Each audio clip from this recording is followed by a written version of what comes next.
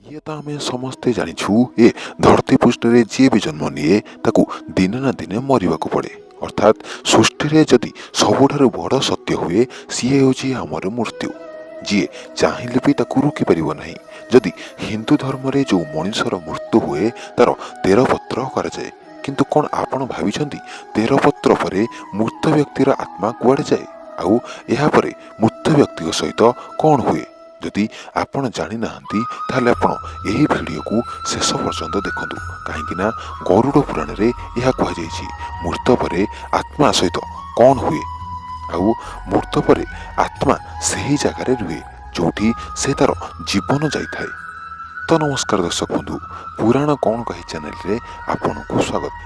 आउ यह जानिबा पूर्व 13 पत्र पर आत्मार कौन हुए प्रथमे यह जानि नियंतु मृतर 13 दिन पर्यंत आत्मा सह कौन हुए। गरुड़ पुराण कथा अनुसार शरीर रे थिबा जीवन जहाको आपण आत्मा कहती ताहा केबे नष्ट हुए नहीं, केवल यह रूपांतरित हुए। अर्थात एक शरीर को त्याग करी द्वितीय शरीर रे प्रवेश करे। ए आत्मा जेबे शरीर बाहरे ता धुआर सह समान हुए, जार चित्र तारी परी हुए जहाठू से बाहरी थाए। मृतर किछि समय पर्यंत एही जीव आत्मा को आड़ू साड़ू चिंताधारा आसे जहाकू से निजे मध्य जानी पारे नहीं। दर्शक बंधु, गरुड़ पुराण रे कहुଯାଇଛି आत्मा शरीर बाहरी आत्मा किछि समय अचेत अवस्था रे रहे।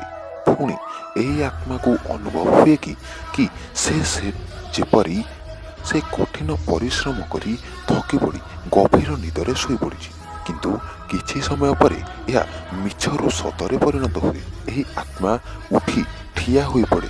यापर शरीर बाहरी ठिया होइथिबा आत्मा तांकर प्रियजन लोकंकु भाबिबाकु लागे आउ तांको प्रियजन लोकंकु डाकिबाकु लागे, किंतु तार स्वर केही सुनी पारंती नाही। एथिरे आत्मा को बहुत दुख आउ कष्ट लगे आउ आत्मा दुख करी सबु लोकंकु किछि कहिबाकु लागे, किंतु तार स्वर केही भी सुनी पारंती नहीं, कारण तार से भौतिक ध्वनि न होई अभौतिक ध्वनि होइथाए आउ मनीष केवल भौतिक ध्वनि को ही जानिपारे।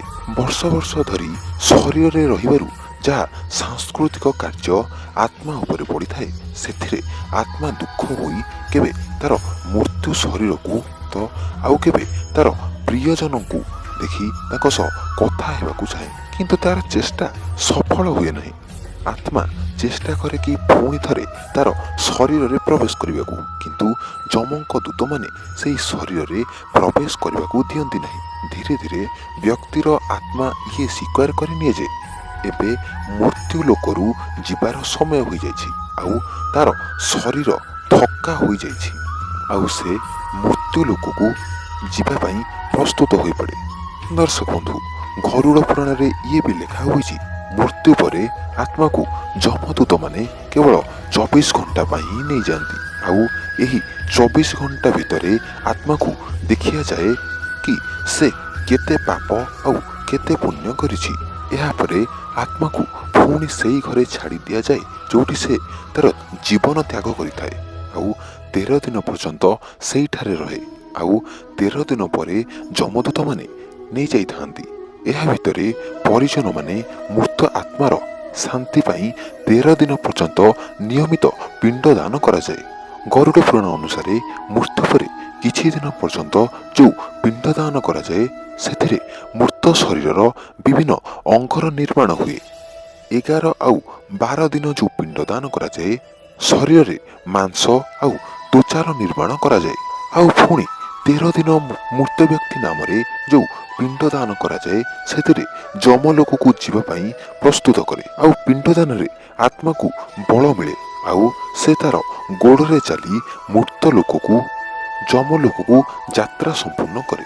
दर्शक बंधु, आत्मा को मृत लोकरू जमलोक को पहुंचाइबा पाई 1 वर्ष समय लगे। मना जाए जे प्रियजनों द्वारा 13 दिन जो पिंड दान करा जाए मृत आत्मा को 1 वर्ष पर्यंत भोजन रूपे काम आसे आउ ये मध्य मना जाए 13 दिन 13 जन ब्राह्मण खाइले आत्मा को मुक्ति मिले। जदि एही मृत आत्मा नाम रे पिंड दान करा जाए नहीं ताकू 13 दिन ही जमदूत घोषाड़ी करी नहीं जाती। ଏଥିରେ ଯାତ୍ରା ସମୟରେ ଆତ୍ମାକୁ ବହୁତ କଷ୍ଟ ଭୋଗିବାକୁ ପଡ଼େ।